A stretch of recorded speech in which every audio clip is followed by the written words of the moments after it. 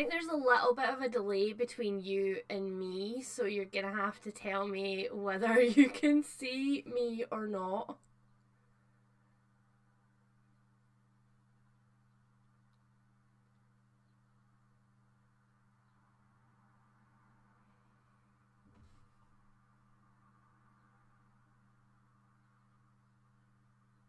I'm definitely getting a like really delayed picture here of what's going on. I'm using OBS for the first time rather than just my webcam to see if I had a bit of better control. And I don't know how it's going, so that's great. It's great for me so far. Oh yeah, hi guys.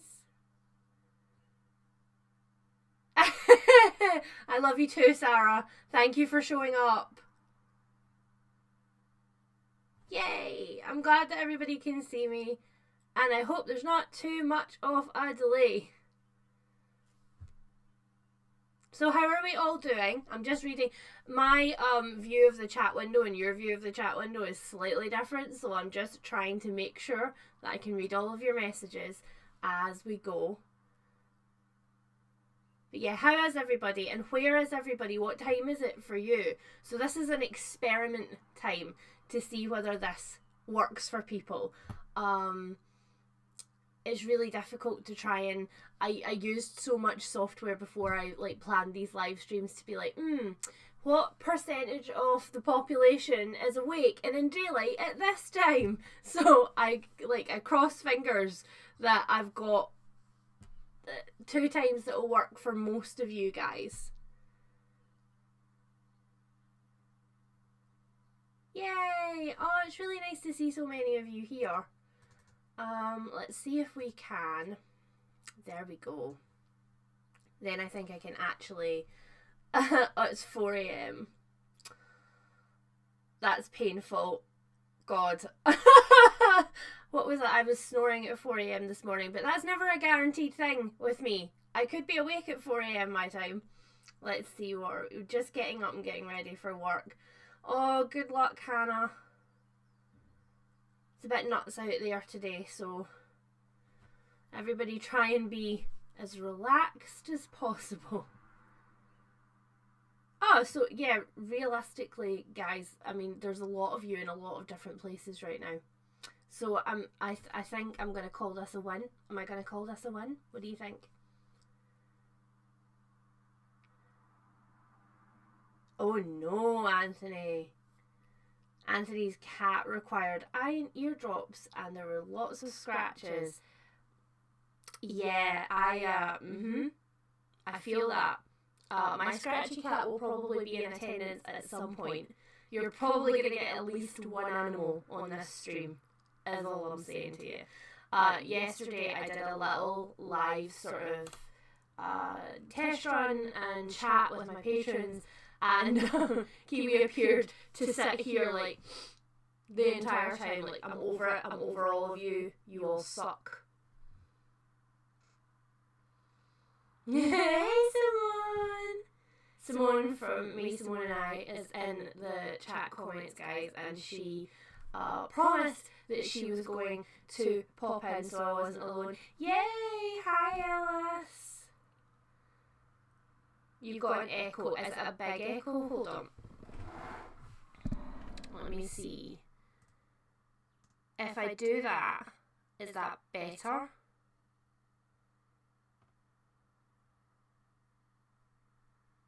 Don't want to blow your ears off. I'm also using a different microphone than I used yesterday because I felt like it was too quiet. So now maybe I'm too loud.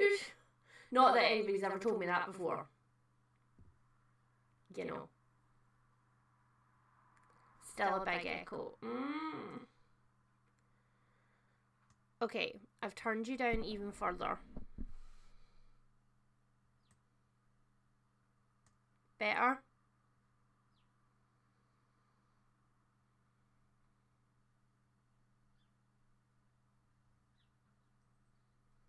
Is it better?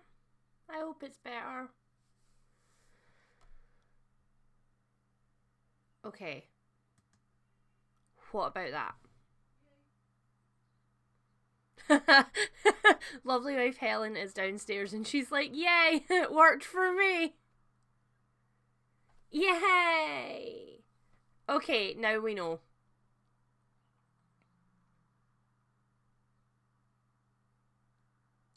Woohoo! You guys are great. Hi, Emily. Perfect. Woohoo! Okay, it's all better. Right. Now that we're all kind of, there's at least a good group of us here, and it doesn't sound like I'm screaming at you anymore. Let's do a little round table. What is everybody reading? So right now, I'm not going to be reading for the stream, but I am reading, and I want to show proof that I am actually reading this because I feel like I have had the most shade for not reading this book over the last 2 years. So I am listening to Pretty Girls by Karen Slaughter on audiobook, and if any of you need an audiobook right now and you're okay with gore, because girl, there are some gory parts in this book, then I highly recommend this. I was reading it, and physically and just with everything going on, my brain was not processing, and so I decided to switch to the audio, and best life choice ever. The narrator is adorable and she does the best southern accents. It's so good. But I am actually reading it, so nobody can now give me shade. Yep, nobody can now give me shade that I didn't pick this up. I am reading it. It's fabulous. So for this stream today, I'm also going to be reading one of 2 books that are, I could have had this prepared better, that are actually on my, well, one's on my TBR, I guess. So I've got White Cat by Holly Black, which the lovely Ellis, who's in the chat right now, told me that I had to read for this month because this was a besties pick my TBR month. So I'm going to be starting White Cat. I have actually read this one before, but it was such a long time ago, and I never completed the series. I don't know what my problem is. I mean, don't list them. I have a few, but so I think I'm going to go back and I'm going to read this one first. And this one is one of those joyful, massive paperbacks that has huge font. So, like, I opened it up and I was like, oh, when? It's going to feel like I'm flying through this. And the other one that I'm reading right now is a book that I just don't know how I feel about it. And it is Bloom by Nicola Skinner. Yeah, by Nicola Skinner. This is a middle grade book. And it is about Sorrel Fallowfield. I knew I was going to screw that up. You have no idea how many takes it takes for me to say the names of characters for you guys. It's embarrassing. It's very embarrassing. So Sorrel Fallowfield, who is a young girl who lives in quite a like industrial town where everybody's quite poor and everybody's kind of under the thumb of a big corporation, and she goes to Gritty Snit's school for girls, I think it's just girls, and she wants to win the prize of head girl because it would change her and her mother's life. And one day she has a very bad day at school and she stomps down at the back of her garden and the patio cracks open and she finds some magic seeds, and the rest of the story is what she decides to do with them. And I'm kind of in 2 minds about it because on the one hand, I'm really enjoying the voice that the author has given for Sorrel. She's very witty. She's accidentally witty in a way that a series of unfortunate events makes me think. And it makes, I laugh on every page, but at the same time, I don't know whether she wants this to be the real world with magical realism or whether she wants it to be like a completely alternative reality. It's like I'm kind of getting Roald Dahl vibes, except with Roald Dahl I never questioned the world, so I don't know how I feel about this one right now. I'm about halfway through. Has anybody else read it? Ooh, I'm gonna catch up on the comments. Crikey. Oh, Ellis, well done. Well done for picking up a book. Ellis is not a big reader, guys. Round of applause for Ellis in the comments. Perks of Being a Wallflower. Frankenstein by Jeanette Winterson. I want to know what you think about that one when you finish it. Some Brandon Sanderson. Not my personal fantasy cup of tea, but I understand why people enjoy his books. Oh, TBR jar. That's dangerous. See, I've been really enjoying doing these little experiments where people pick my TBR for me. Tea before it goes cold. And it's making me pick up books from my shelves that I otherwise probably would have put off again for like a long time. But quite a few people have recently messaged me and been like, can you do a TBR jar so that can torture you too? And I'm like, I mean, yes, but also fried green tomatoes. Yes, definitely on my recommendation, although I hope that you have managed to grab a pack of tissues before your supermarket ran out of it with panic buying, because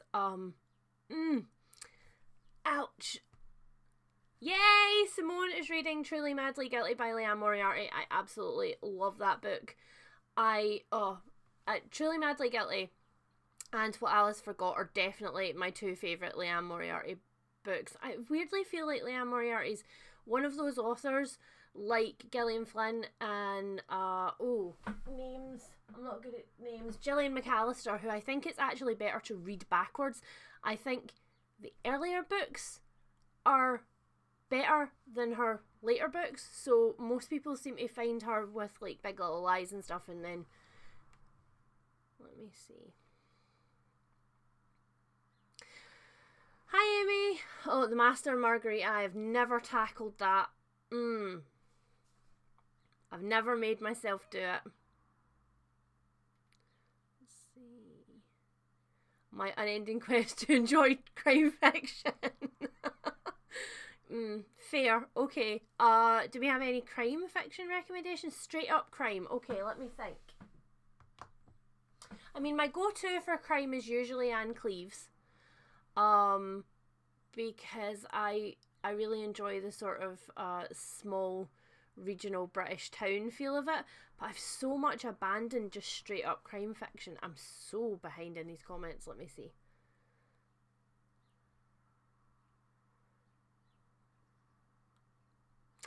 Oh, Steph, well done. Steph is reading Patricia Briggs. You guys know that I love Patricia Briggs.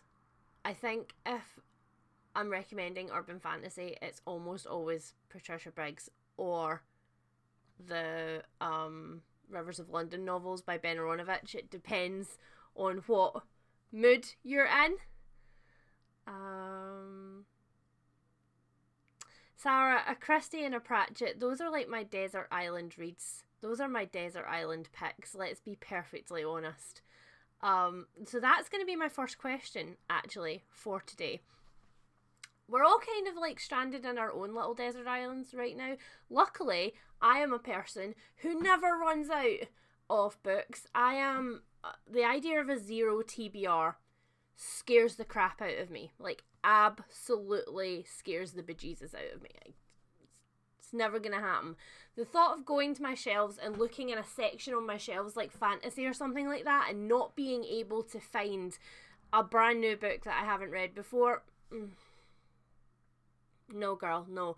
So I am lucky in that I'm never going to run out of new things to read, supposing social isolation goes on for several months. And I don't know if any of you, can you see? I showed this to my patrons before, but this little thing here is my new books to haul shelfie thing. It's got my Cree cut on the bottom for my small business, but on top is all new books. So I'm not going to run out.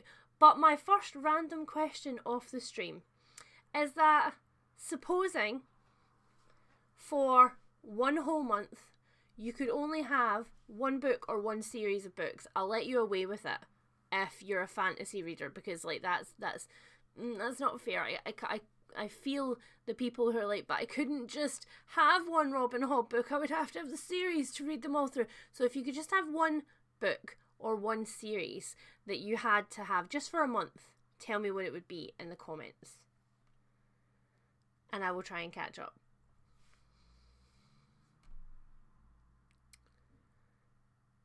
Hi Rachel, thank you for stopping by.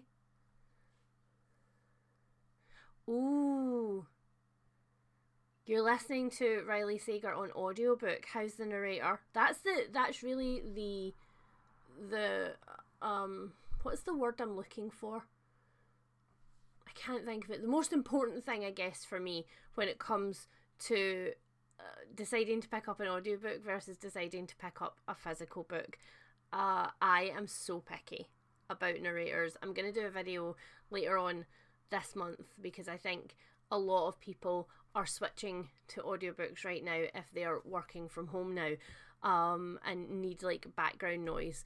And so I'm going to do a recommendations video later on this month for some audiobooks that I particularly love. And I might drag lovely wife Helen on as well to tell you her favourite audiobooks, because of course she listens to audiobooks exclusively.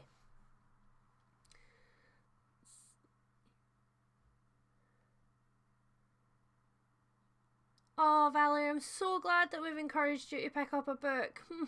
That's my favourite. Whenever anybody pops back to my channel and is like, I watched this video from like 3 years ago and you made me pick up this book and it was great. Like, that makes me very happy. Do you know which book you're going to pick up, Valerie? You need to tell us that as well. Okay, let's see. The Night Circus, I'm not surprised that made some people's lists.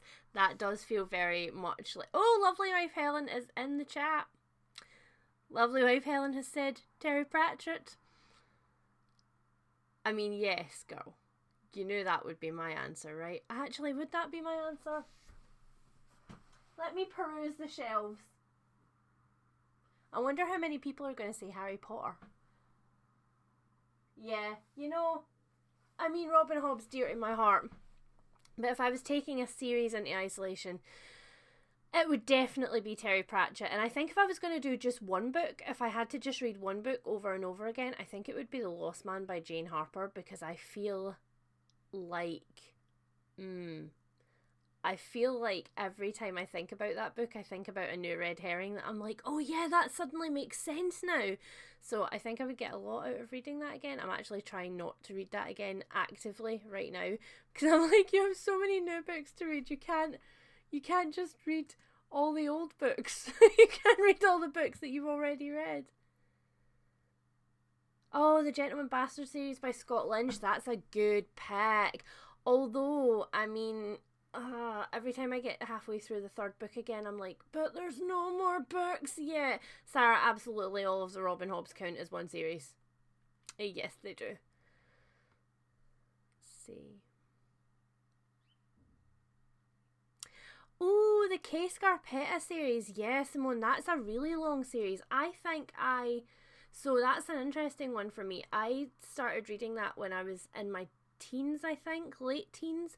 And I really, really enjoyed it. And it was kind of when all of the sort of forensic stuff was really becoming really popular, and like CSI was out and things like that. And I really, really enjoyed the first couple of books. And then I went back to it as an adult and I was like, you know, I could do this again. And it's funny because I really love her writing, but I don't think that the attitudes in the books have aged very well. And so there's a lot of things. I mean, obviously, if you read a book... Sorry, I just bumped the microphone. That probably scared you all. Obviously, if you read a book that's published kind of, I feel like, anywhere between, like, 98 and, like, the 70s in there, there's going to be, like, questionable attitudes. Of course there are. But there are some things where she presents opinion as fact, and I really struggled with that. But I really love her detective character. I had, even years and years later, I had a very vivid memory of the scene where he opens the door to his car to give her a lift, and all of his takeaway wrappers and stuff fall out and spill out onto the floor, and I'm like, hashtag relatable. Oh yeah, Janet, I'm glad that you read The Lost Man. That's amazing. Oh yay, Apple Tree Yard. I'm reading the comments and I'm just like spotting all of my favourite packs over and over again. I'm just like, yeah. Okay, so the wonderful Steph from Novelty Corner is in the comments as well. If you also need another channel that's very chill, and Steph has such like a comforting, calming voice to me. Check out Steph's channel, but she's saying she would probably try and finish the Mercy Thompson series or reread the Kate Daniels series. I haven't tried any of Nalini Singh's books yet. Steph, is that a thing that I need to fix? Do I need to do that? The good thing about the Mercy Thompson series is that you've got a spin-off series, right? When you're finished with it. So what else have we got? Let's see. The Prime of Miss Jean Brodie. Oh, Nancy Mitford. I have a beautiful, beautiful bind-up of Nancy Mitford's novels, which is like, it's literally this big. It's like the size of my head, and it's absolutely stunning. And I keep looking at it and I'm like, I should really just marathon that whole thing. Like, I think there's like 7 novels or something like that in it, but they're all really short, and I'm like, one of these days for a challenge I should just pick that up and marathon it. So yeah, maybe you should have picked Sweet Pea. Sweet Pea is a solid pick. I think I would get through it too fast though. I don't know how many rereads I would have to do. Although, you know, we could maybe convince CJ Scouse to like release the 3rd book in like just one chapter at a time that we could read on the internet over isolation. That would be nice. Oh, I love that idea. Use social isolation to read all of the books that you've always been meaning to read but that you've never got to. Oh girl, I would be here for a really long time. A really freaking long time. That I don't want to. So here's a question for you guys as well. I get the 0 TBR thing because I get the anxiety behind it, and I get the having lots of books that are unread, because from my point of view, I'm like, I never want to run out of unread books. So tell me, just before we do our first little reading sprint, tell me in the comments if you had to guesstimate how many books are honestly on your TBR right now. No shade, no tea, no shade. If you had to guess how many books are on your TBR, tell me that. Oh, I've got really loud neighbours. I'm sorry if you can hear random Scottish accent outside of my window. 30 books. I have more than that. I have more than that, definitely. Oh, now you can hear the dogs barking at the random people outside of the window. There's bound to be pet interruptions on these streams. Oh, that's the postman. That's what we do when the postman's here in this house. I have a Goodreads shelf of owned books, so I know I have 490 books. Okay, Simone, but is that like 490 books, or is that 490 unread books? That's my question. Is that your to-read shelf, or is that the books that you own that you haven't read? Question mark.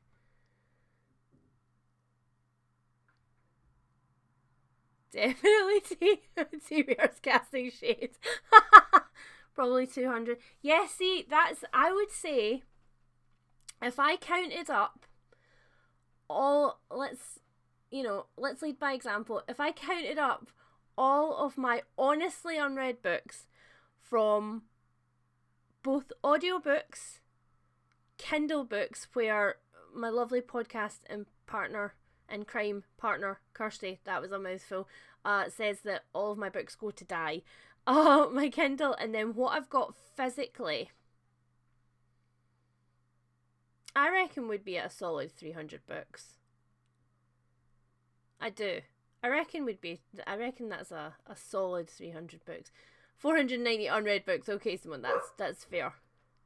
I loved your video about avoiding, and I saw April from getting hookah with it. Oh, yay! Please, honestly, any of the ideas for videos that I've ever done on my channel, if it's books for avoiding the news, or obviously my book tag, but like any of the book videos that I have done, please absolutely take inspiration from them and run with it yourself. Like, that is absolutely fine. I am happy to see versions of that in other places. I think that's the really good thing about booktube, is we all do kind of take inspiration from each other, right? So like I've never seen anybody be like, no, that is my idea. No, you absolutely, please do your own versions of anything that I do. I'm just remember and tag me, because I want to see them. Around 200. I've never thought about the number of unread. It's quite scary. A couple of years ago, I was keeping, let's see if I can find it for you.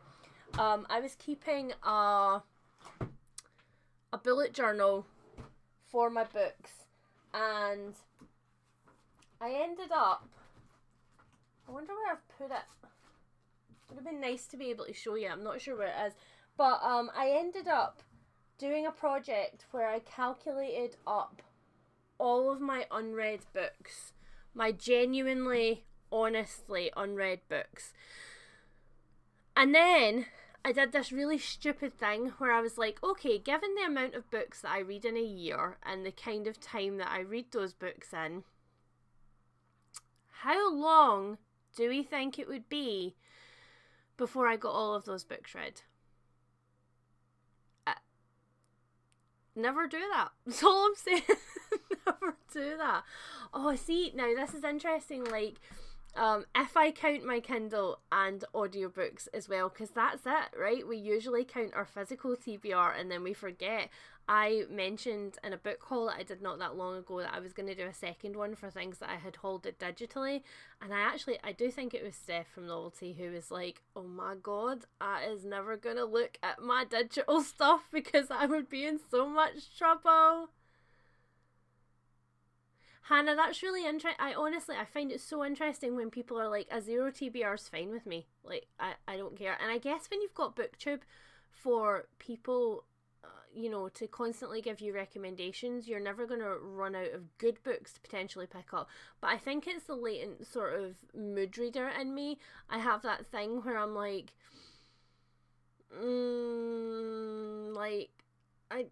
I never know if I'm gonna, what if I don't have a really niche non-fiction memoir about social justice to pick up when I feel like it?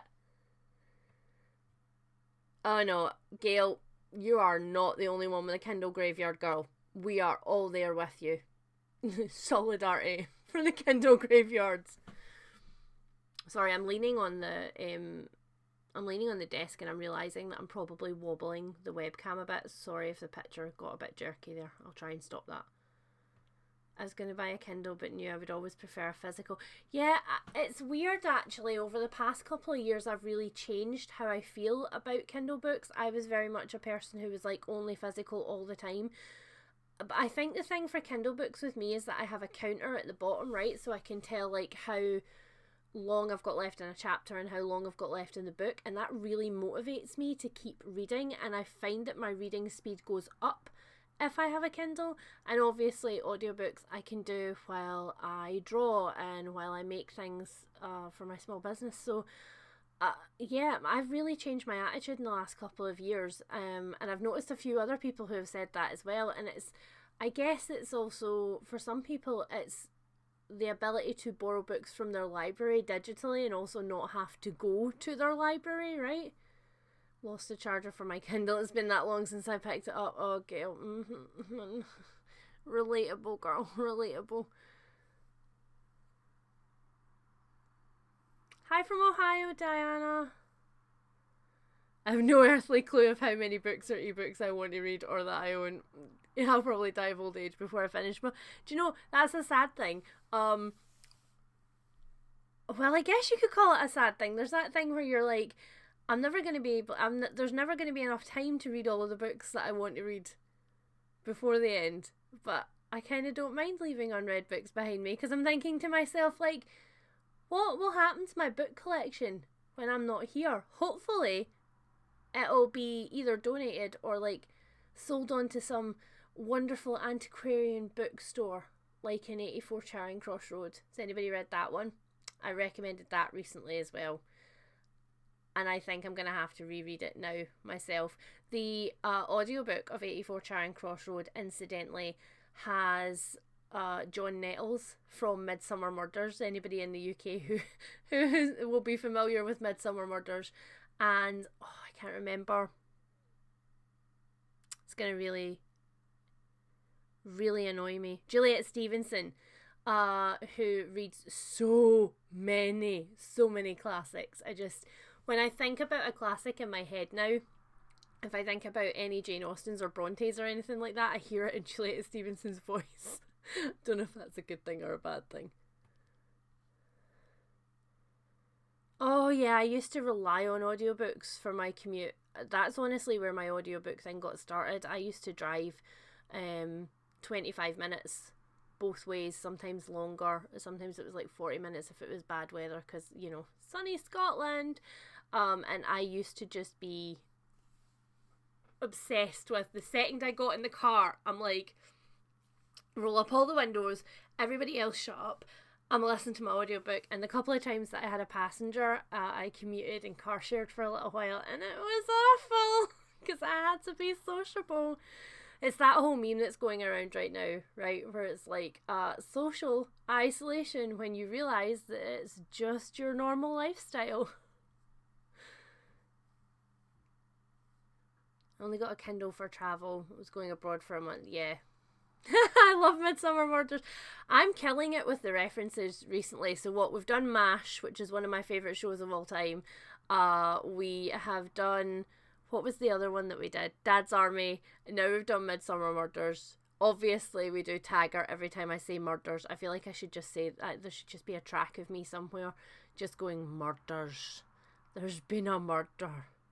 Right, so I think there's like 80 of us here right now. So how about we have our first reading sprint? What do you think? So I was thinking maybe 50 minutes. I'll set a timer, and then I'll be right here with my slightly cooling tea, which, you know, if lovely wife Helen is still in the comments, it would be nice if she could refresh my tea.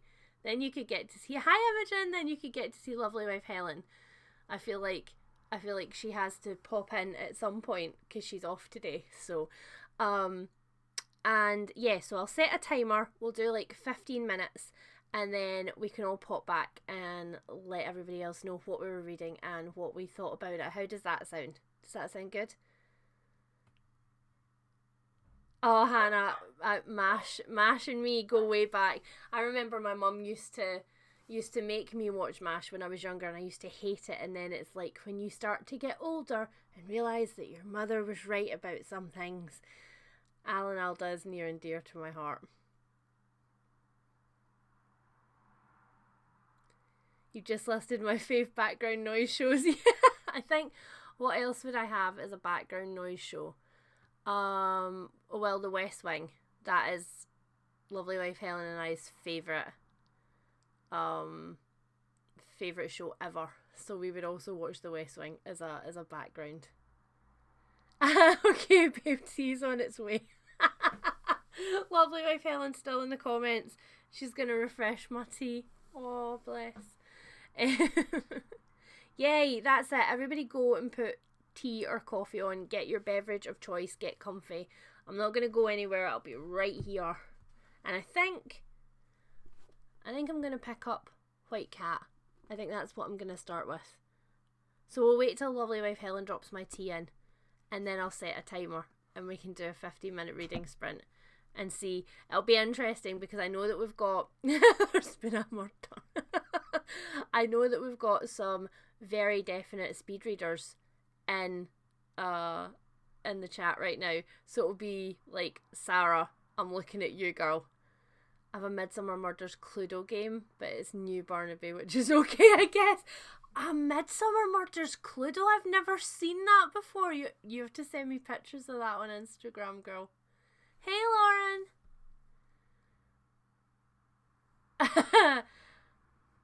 Oh well, Helen's. I don't know if we're couple goals, but Helen's definitely wife goals.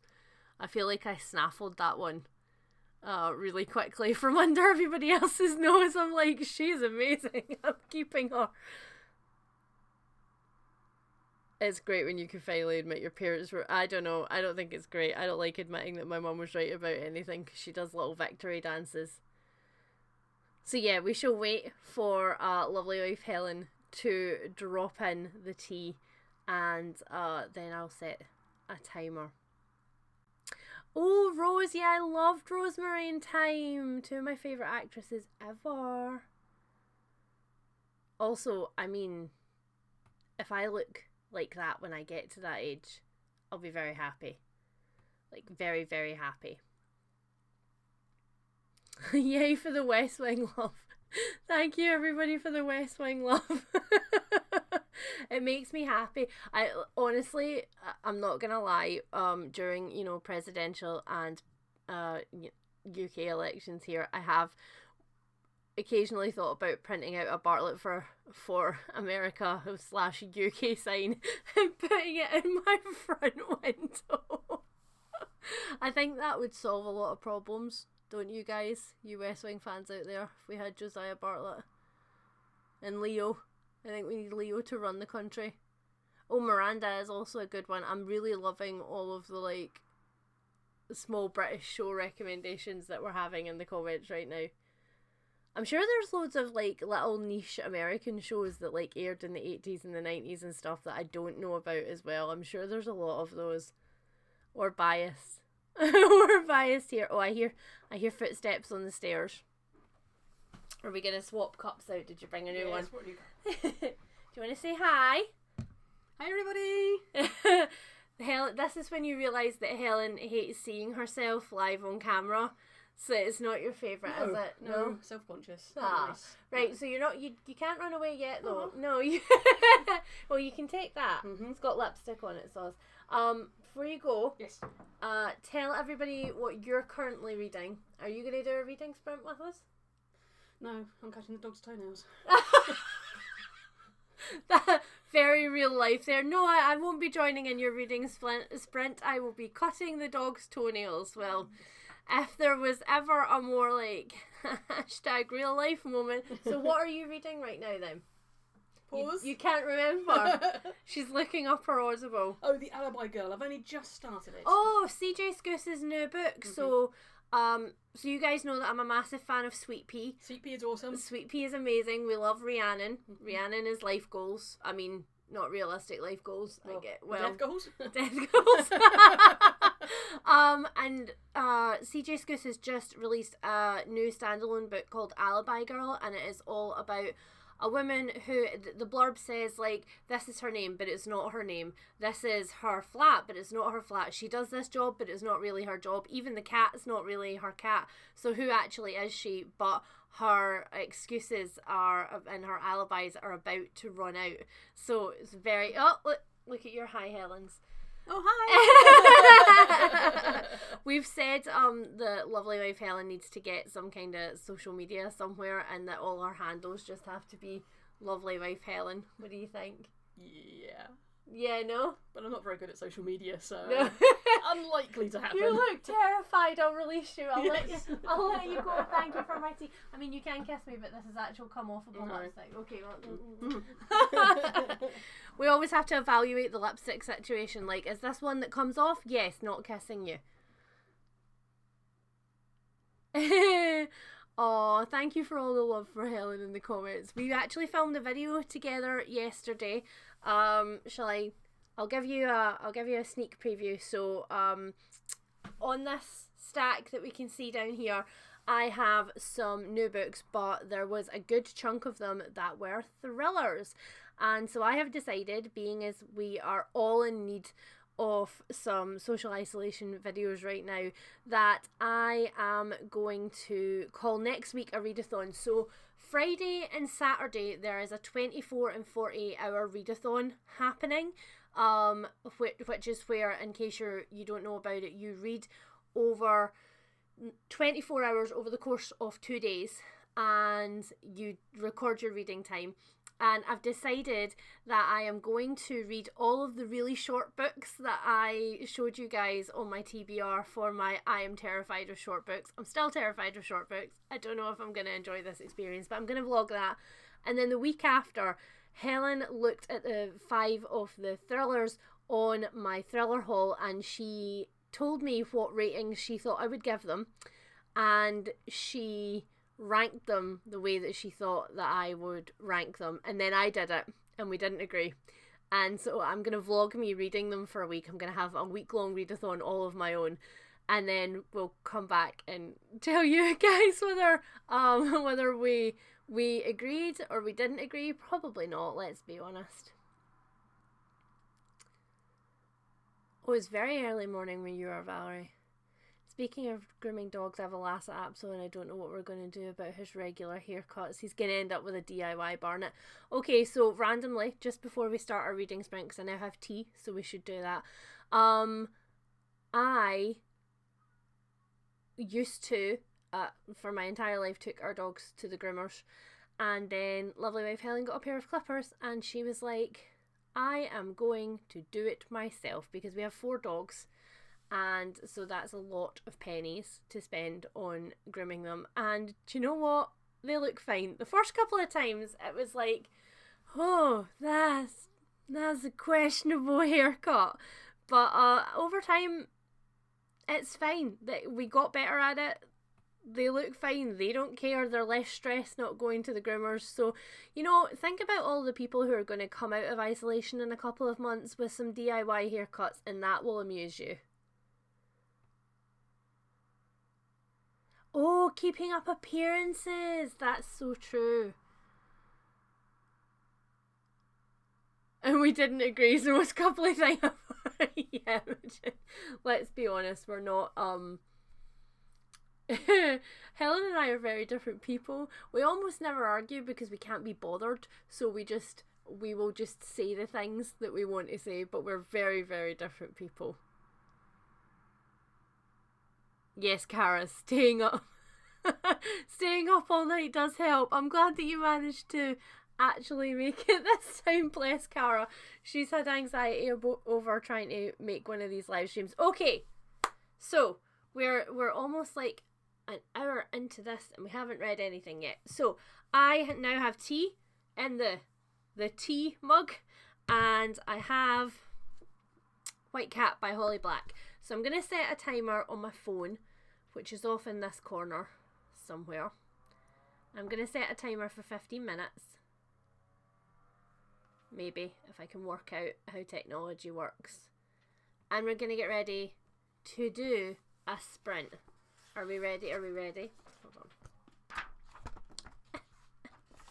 Got too much stuff. I wanted to, just before we start, the dedication in this says, for all the fictional cats I've killed in other books. I feel like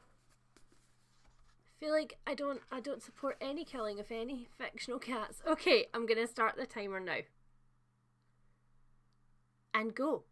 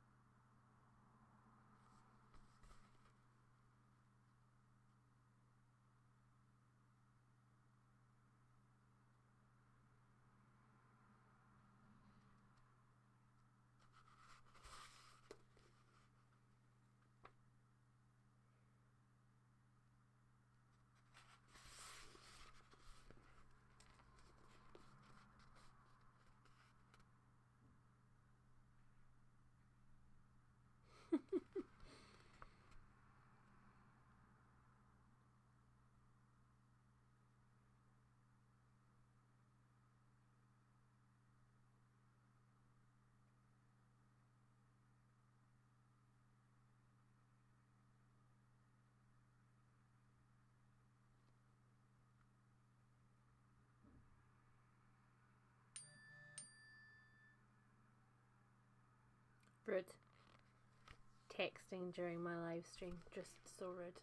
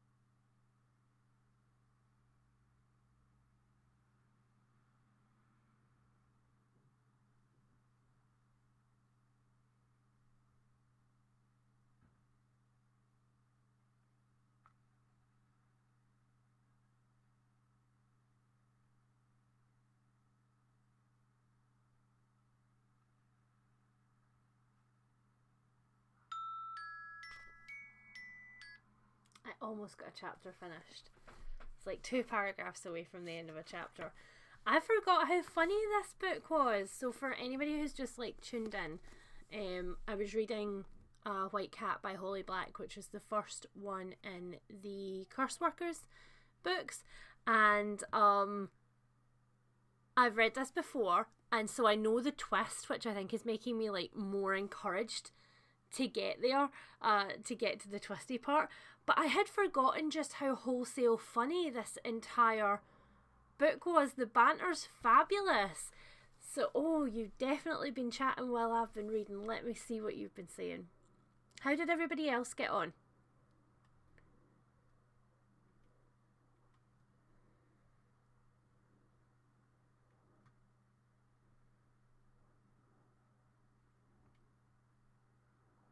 Maria, 4 dogs can sometimes be a blessing and a curse. Don't get me wrong, I wouldn't be without any of them.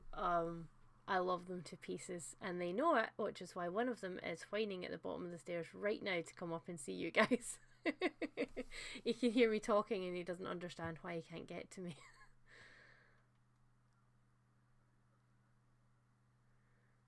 Rather than a reading sprint, I might have a refreshing my Animal Crossing track order page sprint. How many people are playing Animal Crossing today? So here's the thing, I've never played Animal Crossing. I know that several people are going to throw things at me. Don't damage your computer. I've never played Animal Crossing, and don't get me wrong, it looks fun.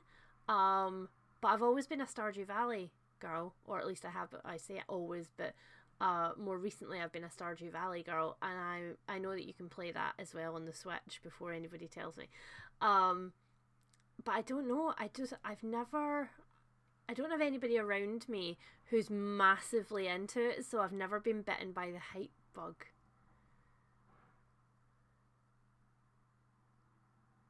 Hi guys!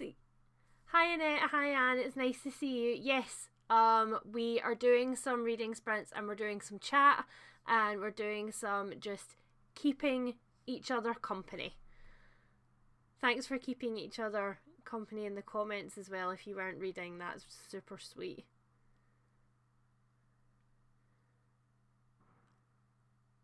Oh, Mopple, you're gonna have to tell us how the mystery of Black Hole Lane is.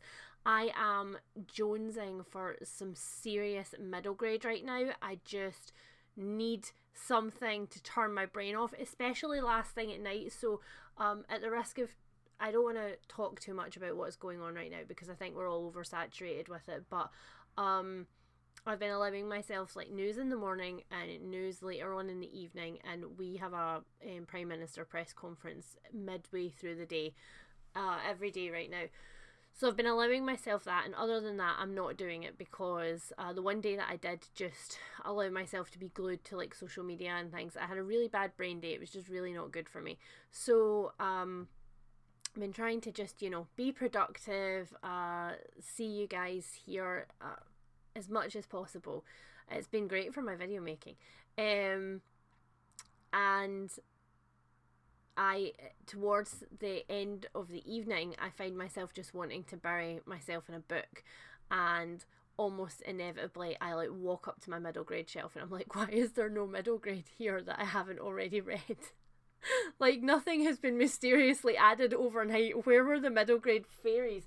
I did pick up with some money that I got for my birthday. I'll give you a little book haul preview, I guess. I picked up Tilly and the Book Wanderers, Pages and Co. by Anna James. So this is the first book in this series, and the essential premise is that Tilly lives with her grandparents and they live in a bookshop, and one day some book characters from one of her favourite books actually walk in the door, and she can talk to them, and she realises that she can actually skip her way through books by book wandering, and there's a mystery over what happened to her mother, and it seems really freaking charming. So many people have enjoyed it, and I think there's 3 maybe in the series, so I was like, I'm definitely going to pick that up. I also have Emma, the wonderful Oops. Let's not break things. Let's not break things. What was I saying? Oh yeah, middle grade books. So I have been considering picking up the series of Unfortunate Events. See how many takes this would take me to do this as like an edited video. A series of Unfortunate Events. I think my reread stopped about halfway through them. I've also been eyeing up the Glass Town game, but not the new graphic novel one that's come out. The actual novel by Catherine M. Valente that came out a few years ago, which is based on, if you don't know, the Bronte sisters and their lesser known brother made up a game called the Glass Town game, where they made up Glass Town and they used their toys as characters and stuff. And this book sees them getting accidentally stuck in Glass Town, where everything is a bit topsy-turvy. And again, Catherine M. Valente's very thick in the sort of fairy tale mindset, and so everything's a bit topsy-turvy. And so I've been eyeing up that as well. Let me just see. What are we saying? Becky, you cheated and you were drawing instead of reading. No, that's not cheating. Anything. I love that we're reading together, but guys, if you want to play Animal Crossing, or if you want to bake, or if you want to play Animal Crossing, anything you want to do during these drop-ins is totally fine. This is literally just here for company. We're literally just here for company, and apparently to listen to me babble. Let me see what else you're saying. I'm in a serious middle grade mood too. Yeah, Cara, I think we are all in need of turning off our brains a little bit. Do you know Nancy Drew has a set of mysteries with the most gorgeous covers in hardback? Well, Mopple, that's just mean. Don't tell me about pretty books that come in sets, because that is absolutely my kryptonite. I haven't read Nevermore yet. I have Nevermore, and I have... Oh, I can't read the title from here. Is it Wondersmith? On my shelf right now. Oh, and the only other middle grade that I haven't read is... Actually, I still don't know 100% if it's middle grade or if it's like lower YA. Is The Lie Tree by Frances Hardinge. You can probably Harding. I can't see it from here, but you can probably keep me right on that one. Those are the only middle grades that I have that I haven't read. So yeah, any recommendations I am absolutely there for.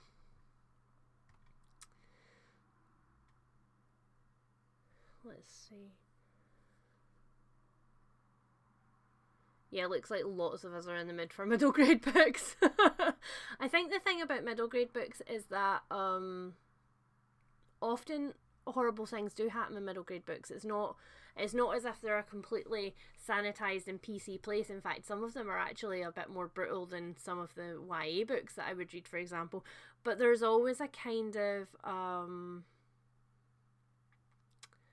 there's a comfort in the way that they happen, and I think it's because in middle grade books a lot of the time there's kind of a moral at the end of them somewhere, and when you get to that part you're kind of like, okay, so bad things happen for a reason in this world, and they can also be put right by, hard work and coming together, which I think right now is definitely what we're all thinking about. Oh, Inkheart, I have so many times I've considered picking up Inkheart, and I don't know what stopped me, because it looks amazing. It screams about the Glass Town game. It's so wonderful. Well, that's definitely a good recommendation. I actually think Lovely Wife Helen got me that book last year for my birthday, so that's pretty horrifying, being as it's just been my birthday again. Whoops. It's also Lovely Wife Helen's birthday on Monday, so I'm very pleased with myself that I managed to get all of her birthday presents in. We were meant to go on a trip. We were going to be going to her hometown, which is in England. It's not too far above London, and we've had to cancel our trip, obviously, as you know, as many other people have, and we're not resentful of that at all. But you know, it's one of those things where like you were looking forward to it. So I'm gonna make her a cake and hope that in our in our online shop order I get the passion fruits. That surely nobody else wants passion fruits in the apocalypse. I get the passion fruits that I ordered, and then I can make her a favourite cake and then just spoil her for her birthday. Let's see, Skullduggery, Pleasant. Oh, Steph, I've never actually considered those. I think it's because they look so much like books, or at least the UK covers anyway, if you've seen them, look so much like books that are just marketed towards a very specific niche market of middle grade boy readers that I'm just like, I don't know. Well, Nevermore on audio is pretty good. I wonder if Lovely Wife Helen's got Nevermore on audio. I never read middle grade or YA books. I don't know why they just don't appeal to me. That's totally fine, Morgan. So if you're not reading YA or middle grade books right now, Morgan, what are you reading? Do tell.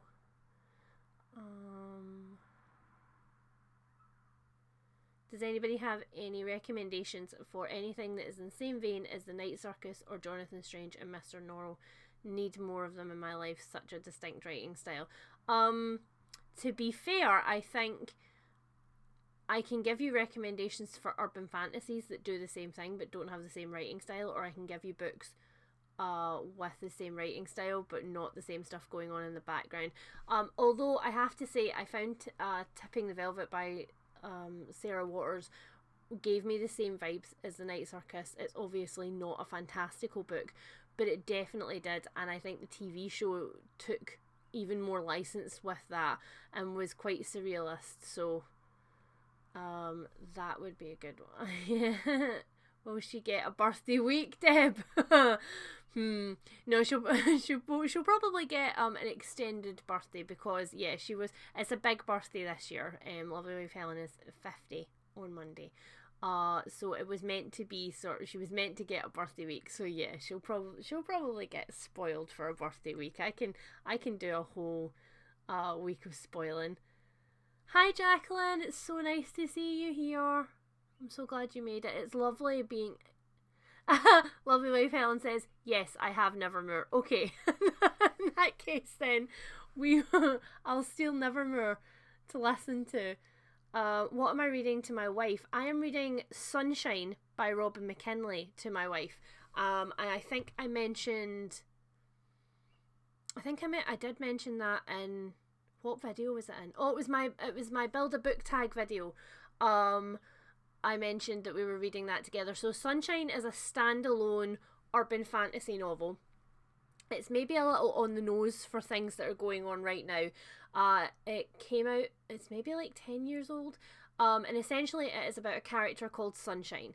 And it's one of those urban fantasy novels that doesn't feel initially like it is urban fantasy, because it's so kind of like slow and meandering paced, and then a big thing happens. It's about Sunshine, and she lives in a world where over the last few years, vampires and other sort of fantastical creatures have come out of the woodwork, and there have unfortunately been wars as a result, called the Voodoo Wars. And now the only safe places in the world are big cities. And there are sort of almost like dead spots outside. They call them bad spots, where you can feel that things like vampires, etc., obviously thrive in those spots. And so you stay away from them. And Sunshine works in a really small family bakery, which has kind of saved her life in a way. And she is a baker. She gets up at stupid o'clock in the morning to make the famous cinnamon buns for this little bakery, which has become kind of a nexus for lots of people in this kind of rundown neighbourhood. And then one day she has a really, really terrible day, and she drives out to the lake, which is near a bad spot. It's outside of town, but it's not somewhere where she would consider dangerous, and she is kidnapped, and she is taken somewhere and meets a vampire, and the rest, as they say, is that. It's a really, really good book. I love it. I mean, the plot line of it is not my favourite in terms of where it goes towards the end, but it's one of those urban fantasy books that has a tone to it where you just kind of you're sitting there chuckling along the whole way and going, relatable. That's me. Oh, I would do that. Oh, I would never survive in this world. Oh wait, I would do that too. And it's definitely, it's one of those books that makes me smile from like the first page, and it's really nostalgic. So it's super good. The banter is epic. So if you're into that kind of thing, it's a great urban fantasy novel. So we're reading that, and then we're going back to reading the Andy McNabb series that we were reading together, the Nick Stone series that had temporarily left my brain. The reason that we stopped that was because one of the books was a little bit triggery at the time, so we put it down.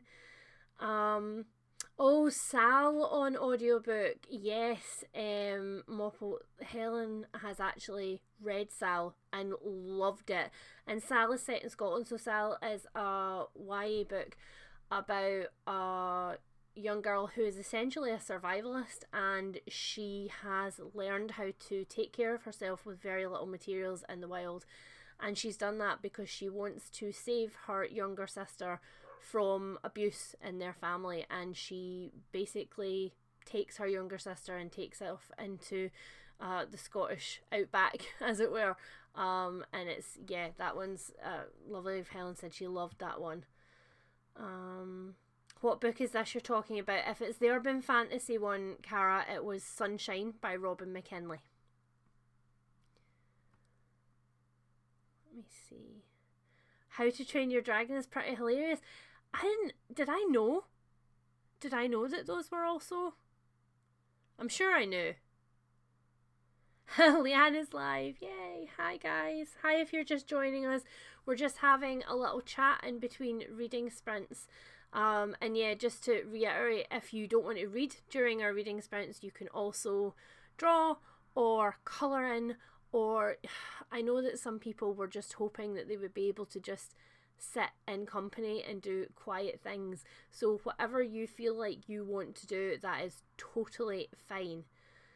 Shall I show you what I'm working on? Have I got my Kindle? My iPad. Let me see if I can show you the illustration that I'm currently working on. I think a lot of us are feeling a little bit creatively inspired by what's going on right now. Let's see if I can. You guys see that? It's what I'm working on just now. Yeah, I guess that one's directly inspired by what's going on right now. But I've been enjoying just having time to in between looking at the news and other things like that, to just sit down and draw. That's been lovely. You have the ebook, Sunshine. Yes, Cara. Okay, so while we're here then, before we start another little reading sprint, does anybody actually have any does anybody want any book recommendations right now for anything that's like anything else that's oddly specific other than middle grade and YA? Because I know a lot of people who do have zero TBRs and things like that have been kind of caught out by this, in that they usually rely on their library and being able to go and borrow books, and are looking at like the plethora of ebooks and things like that are available now, and are kind of dazzled by all of the choice. So let me know if any of you would like any really niche recommendations. I'm sure either myself or somebody in the comments will be able to sort you out. Oh, thank you, Becky. Yeah, that's actually the first time I have drawn human hands, and of course I had a couple of different reference pictures because human anatomy is weird. We are built very weirdly, but that was, yeah, that's my first try at human hands, so I hope it turns out. Has anyone read Mistborn? I just finished the first trilogy, and wow, I have a controversial view in the Mistborn series, and that I've read a lot of fantasy in my life, and Mistborn's just okay. I wasn't particularly drawn in by Brandon Sanderson's writing. And this is obviously talking about his writing and not his politics or anything like that, but I wasn't really drawn in by his writing. I found myself really intrigued by his characters, but like I didn't get much payoff from them, and so he's not for me, but lots of other people really, really enjoy him, and I'm glad to hear that you've all got big chunky fantasy books. If you're looking for something to read after Brandon Sanderson that kind of has the same feeling, let's see, I would say Peter V. Brett's The Painted Man series. That definitely has the same kind of vibes as Brandon Sanderson's does, in terms of a very different world from our own. Let me think. If you like the banter, maybe Theft of Swords by Michael J. Sullivan. I love being able to sit here and talk to you guys and actually have my bookshelves in the background, because I'm terrible for remembering titles of books and authors. Often I'll remember the author but not the title, or vice versa, but in my head I'm like, I know where that book is on my shelf.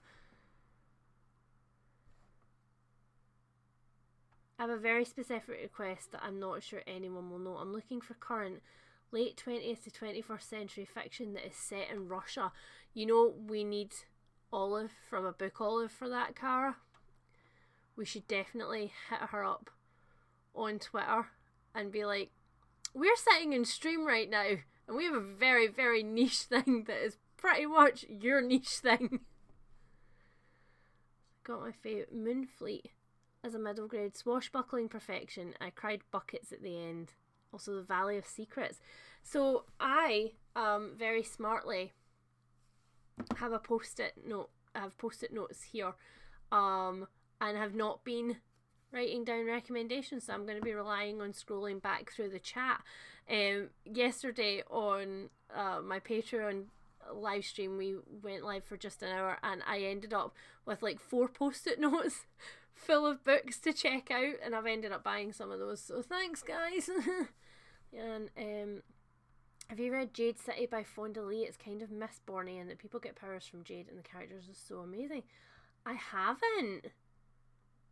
I don't think I've even heard of that book. I'm a bit bored with book 2. Is Mistborn hard to read? I definitely didn't find it hard to read, Deb. I actually think that if you're looking for an entry into fantasy and it clicks for you when you start reading it, then Mistborn is definitely your thing. It's kind of, I have described it in the past as like fantasy light, and that it's a very specific magic system that has very specific rules that everybody is able to follow. It's not very existential, and it's a very like well drawn out world, and all of the characters are really easy to distinguish from each other. So I think if you're looking for like an entry into fantasy, Mistborn's a good place to start. Again, it's not personally where I would start, but that's totally fine. We are all very different.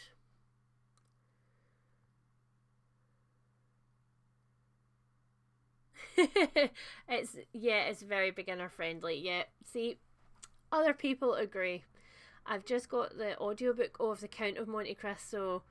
I had no idea it was over 50 hours long. Here's an interesting factoid. Lovely wife Helen, before she met me, did listen to audiobooks, and she used to buy audiobooks strictly based on the size. So she would buy one a month, and she would buy the longest audiobook that she could find. And she has read some really random books as a result, but some of them she has really, really loved.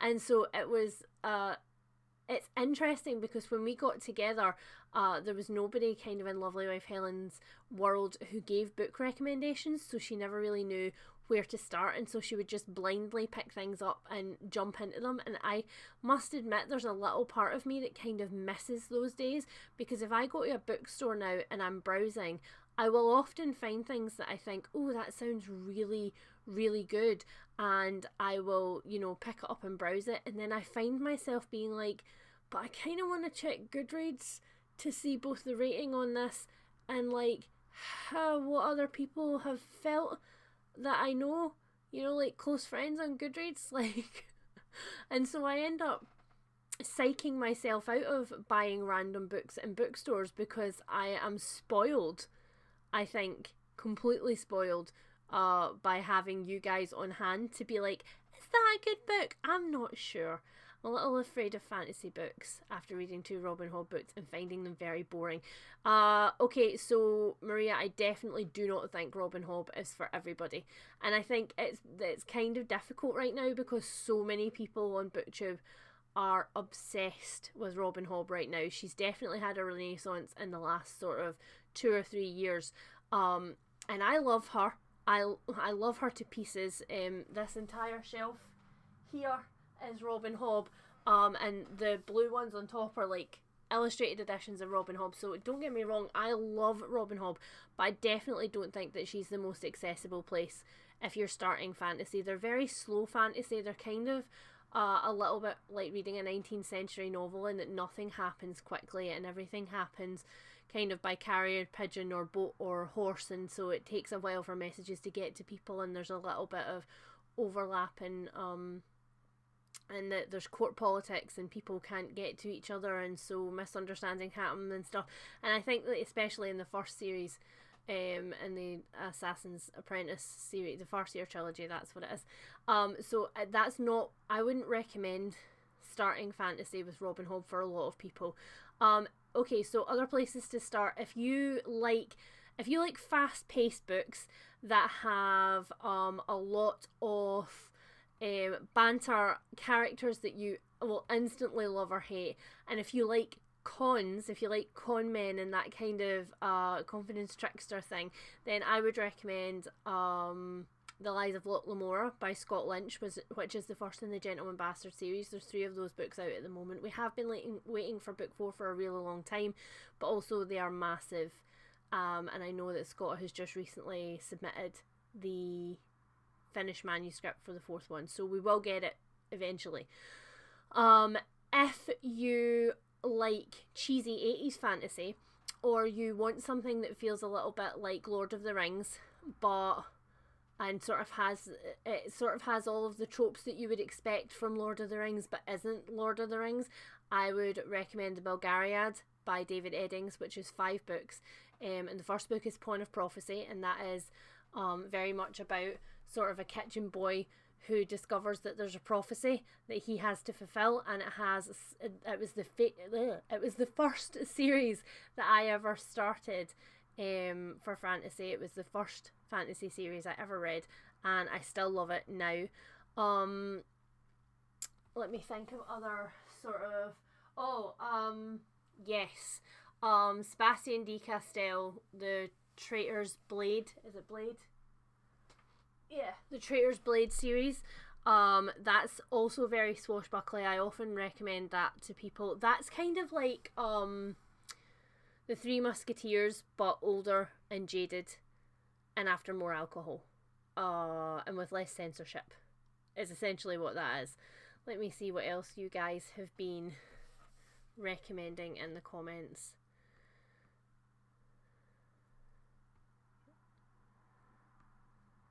Yeah, I definitely think, Cara, that something as long as The Count of Monte Cristo is worth is worth investing in right now. I think any kind of classic 19th century novel that's chunky is a good thing to invest in now. The audiobook of Middlemarch by George Eliot is absolutely amazing, and again, like I've said, Juliet Stevenson narrates a lot of classic novels, and I have really, really enjoyed her over the past couple of years. I'm trying to think of other really big ones. Maybe not Bleak House, because that is very bleak. The Portrait of a Lady by Henry James is one of, I love that. It's amazing. Oh, of course, The Woman in White by Wilkie Collins. That's my favourite gothic original kind of creepy mystery. That is absolutely amazing. That's a really long audiobook. I think it might even be a cast audiobook. I can't remember. It's been a while since I listened to it, but that is an amazing book. That blew me away, and that's really chunky as well. Read French classics and Three Musketeers is great, very funny. Yeah, I agree.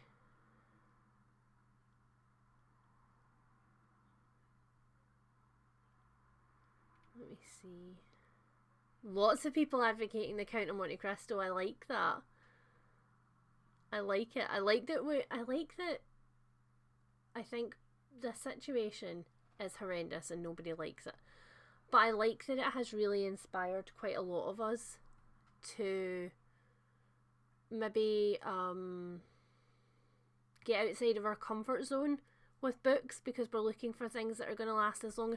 That's why I am so short. I'm doing well. That's why I'm so scared of short books, because I get so invested in characters and then they're gone and I'm like, but I love you now, can you come back? And it's too late because they're gone. I feel like and I hate starting books. I hate the beginning of books, but it feels like such a chore to me to start a book. And so I really struggle with that part, and that's what like short fiction feels like to me, is a lot of starting books. And so it's nice to see a lot of chunkier books getting some love right now. Let's see.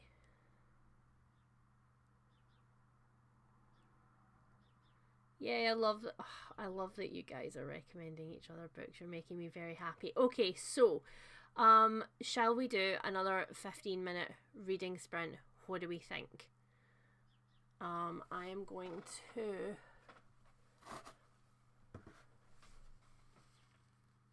I've got such an itchy nose. I'm sitting in my library right now, but it's also the room that my cats hang out in during the day. Their food's in here and all their toys are in here, and I think somebody's definitely been on the desk for a little while lying down, so I think like I've been inhaling cat hair for the past 10 minutes.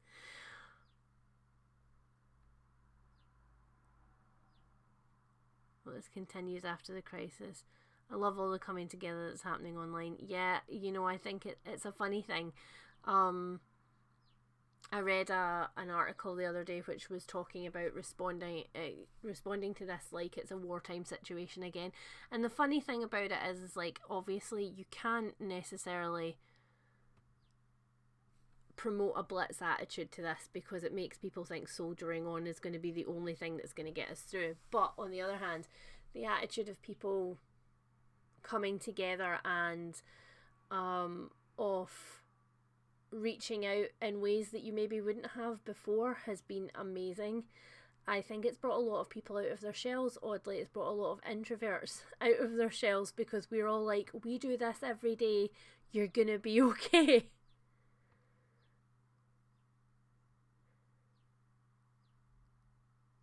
Okay, so while you guys are chatting about classics in the comments, I am going to do another reading sprint. So get yourselves comfy. Please feel free to continue to chat. Also, let other people know what's going on if they pop in and I'm reading and they're like, what's happening here? And remember, like drawing and baking and playing Animal Crossing are all totally legitimate things to do during these. This is company and chill. That's what we're here for. Right, so I'm going to start another timer. Here we go. And go.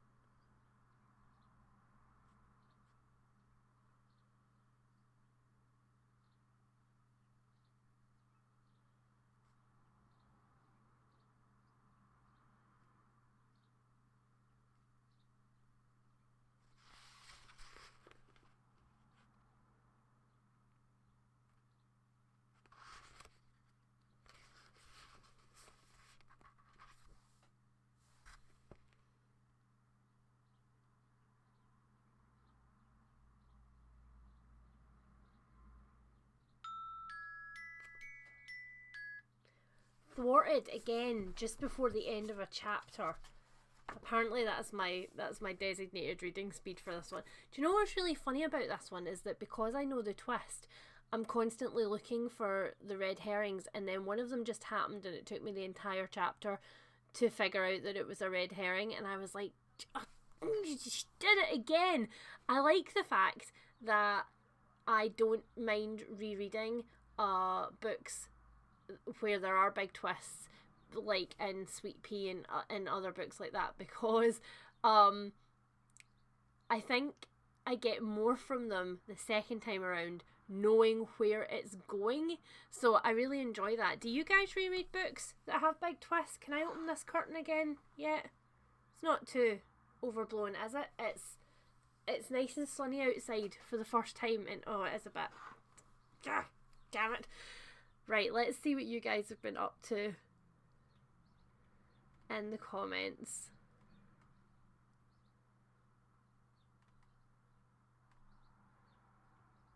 Oh, you've been talking lots. Oh yay, lots of book recommendations for me to check in on later on. Is this the bit where I quietly say that I'm not the biggest Dickens fan in the world? I really need to, Kirsty, as in podcast partner in crime, Kirsty, is a massive Dickens fan. Like, she absolutely loves him. And it was through Dickens that she found Wilkie Collins, and, she finds their writing very similar, whereas I weirdly don't. And I have a very vivid memory of reading Great Expectations and wanting to burn it. And I keep saying to Kirsty that one of these days I'm going to try again. One of these days I'm actually going to pick up a Dickens book and I'm going to give it another try. So I guess for those of you who like Dickens, can you suggest a mid-sized Dickens book that I should give another try to that is not Great Expectations? Because mostly I found myself wanting to shoot Pip a lot.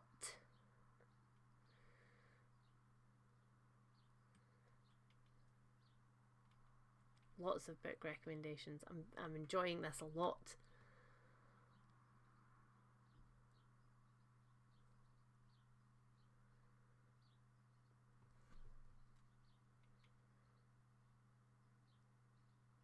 Did you get a lot of drawing done, Becky? I like that we should do that one of these days. We should do a little stream, and we should all do some doodles and then show each other what we've come up with after it.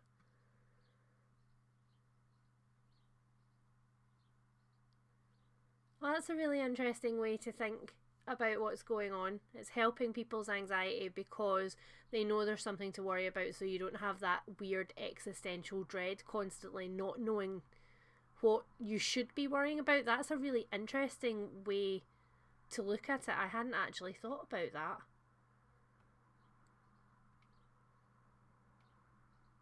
Just catching up. I love that you guys have been chatting while I was reading.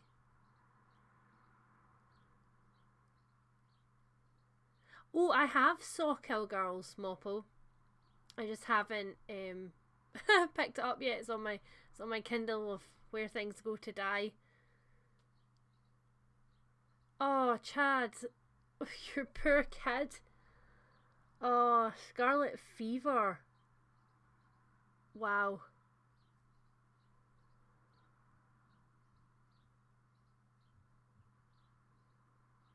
Oh, I hope your kiddo's feeling better really soon. It's a scary time right now, even if you're ill and even if you don't have any of the C word symptoms at the moment. I think everybody is you're just so aware of, like, anybody who has medical or health anxieties. I think right now this is a struggle bus time for us. Oh dear, so much cat hair. This desk definitely needs a deep clean. You don't reread much, Amy. The twist wouldn't be the same for you. Yeah, I get that. I do get that. Is this video super... Oh, am I really quiet again? I turned down the volume, Mopple, because everybody was hearing it as really echoey earlier on. So I can turn it back up again if people are finding it to be too quiet.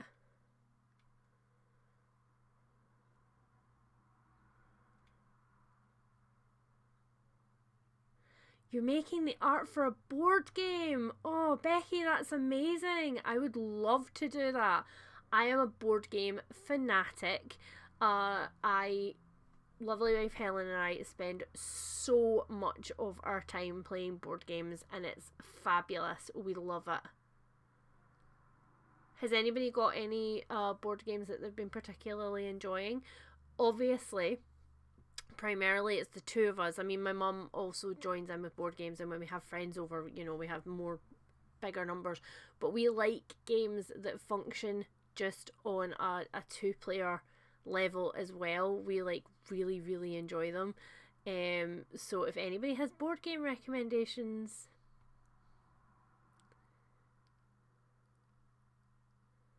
Oh, I love that lovely wife Helen's still hanging out in the comments to be like, nope, babe, it sounds okay to me. Yep.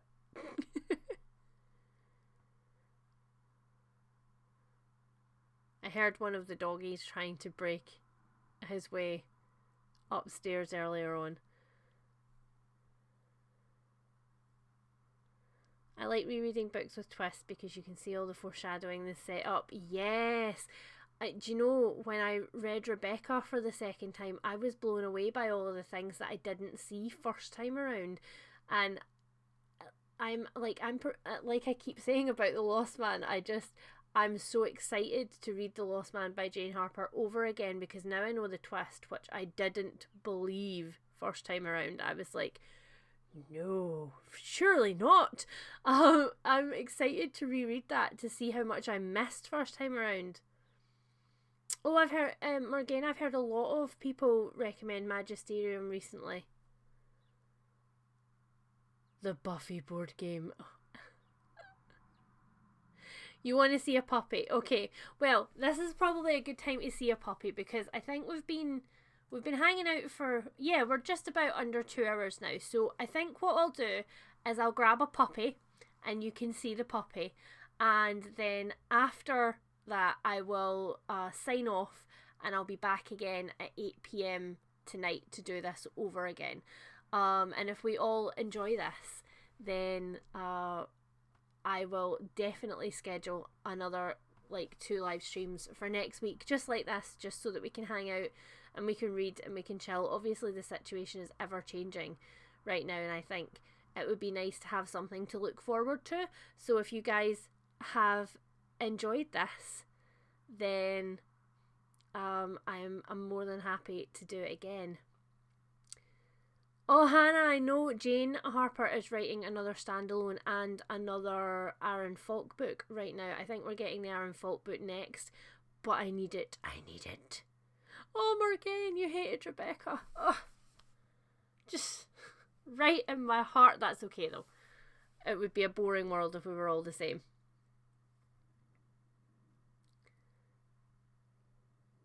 Do I prefer fast or slow thrillers? I prefer character-based thrillers, so I don't really mind so much the pace. I like a haunting thriller, and I like a thriller where I can really get into people's brains.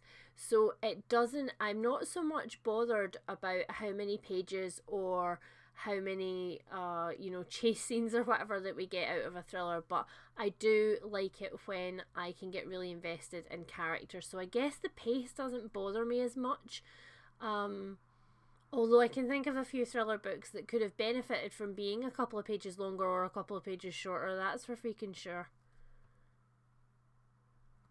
Oh, it is not morbid to be playing Pandemic Legacy, Becky. We've played season 1, and that was amazing, and we have season 2, which is definitely a thing that we're going to be playing next week when lovely wife Helen is off for her birthday. We will definitely be playing Pandemic Legacy, and it's just such a good strategy game. And do you know what? Right now, it actually I know that making light of the circumstances that are going on right now is triggering for some people, and I totally understand that, but I think that's the way that a couple of people are around me anyway are getting through, where there is kind of that blitz attitude, right, where you're just like, oh, well, this is rubbish, what can we do about it? And so, like, Pandemic as a board game is a good way, I think, to kind of demystify this situation and make yourself feel a little bit better about it. Funny, I put a note on the door saying leaving parcels outside, I'm isolating, don't know. He knocks and says, why are you isolating? Helen has said, which dog would I like? All the dogs. let me just remove the cat food from the floor before we let any dogs up, because otherwise there is not going to be any dog on camera and the cats are not going to have any food. Oh. This is where you find out that if you look in the background of some of my videos, you can spot the cat food on the top of a bookcase over there, where I frequently hide it from a doggy.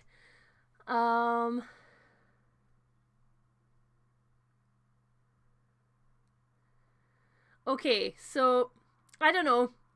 Surprise me, Helen. Bring any doggy up. Surprise me. It'll be interesting to see which one we get now. Maybe tonight, the lighting in our lounge is not fabulous for live streaming, but maybe next time around I can set myself up on the floor, maybe in here, and then I can have a pile of doggies all around me the entire time. Yay, Cara, it'll be good to see. Please, guys, if you do feel like popping back later this evening, it would be great to see you here. And again, I'll do the same thing. I'll do a couple of reading sprints, so we'll probably have like a couple of 50-minute reading sprints or creative sprints, whatever you want to do. And the rest of the time we can chat. I can hear footsteps on the stairs. Here comes the doggy. Who did I get? Who did I get? Where's the puppy? Oh, hi, Padfoot. Right, let's see. How are we going to get you? Padfoot. He's being camera shy. Hold on. Pads. Can you come up? Can you come up? Yeah. Come on, let's try. She brought me a big one. This is a big puppy. This is Padfoot, who's named after, Sirius Black. And he's actually. You smell quite nice right now. Have you done?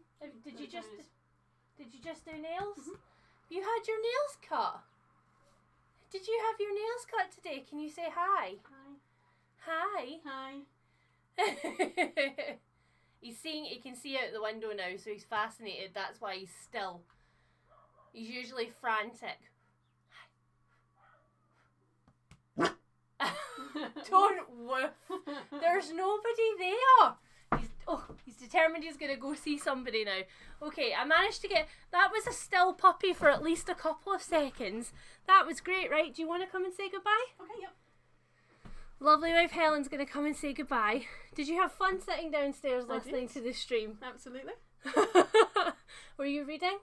No. Or just doing dog nails? All that time took all the dogs did. I've only done 3 of the 4 dogs. 3 of the 4 dogs. Yeah. So we've got 2 miniature schnauzers and 2 mistakes. We've Padfoot is a Lurcher Springer Spaniel cross, and his brother Nimbus looks absolutely nothing like him whatsoever. And he's trying to find out if there's any cat food on the floor, maybe that he's missed. Maybe. Yeah, having a little search at the moment. A big pile of pups. Oh, Deb, don't worry, we'll be here for a couple of hours, so if you don't make it right on time, that is totally fine. Thought of an idea for your shop. Your salty review posts, make them post-it style so you can stick them on the front of a book, or sticker style. That's really a good idea. I'm going to be doing stickers soon, and I'm going to be doing, there's some more bookmarks coming really soon, so Thank you for the shop support. Bye, Helen. Lauren says bye. Bye-bye. Bye, Finley. You're totally welcome for us doing this. When is it Helen's birthday? It's Helen's birthday on Monday. Yes. Are you excited? I am. I've explained. Sorry, shush. I've explained that we're not going away, but we are going to be doing what? We're going to be playing board games. Yes. And? Eating and drinking, mainly. Yes, eating and drinking. Padfoot, can you be quiet? Come here. He's come back in. Hello. We're going to be eating and drinking and going in the garden because it's lovely and sunny just now. Hopefully, so we've got some plants to plant in the garden and stuff. So that's what we're going to be doing over the next kind of week. Lurcher Springer, he must be made of rubber bands and sugar. That is the best. Very true. That's the best description of Padfoot I've ever heard. Do you want to come and say goodbye, Pads? Can you? You can come up.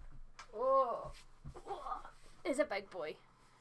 Yes, rubber bands and sugar is nice. Oh, kisses, so lovely. Thank you. I am just so enthused by that. Yeah, so we're gonna go. I'm gonna throw the ball about for this one maybe, because he seems like rubber bands and sugar are definitely what's going on right now. And I will see all of you guys again. Oh, watch bump. Oh, I will see all of. He's so heavy. I will see all of you guys again at 8 if you can make it. Thank you so much for coming to the stream. I have really, really appreciated it.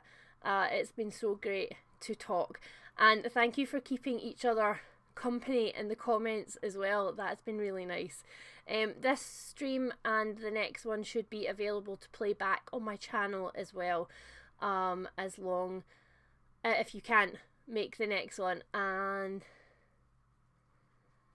he does love his mummy. I've now got a very wet cheek. So take care, guys. Everybody stay well and safe, and I hope that this has helped everybody as much as it's helped me, because it's definitely kept me cheered up. And we'll see you guys later. Bye. Bye.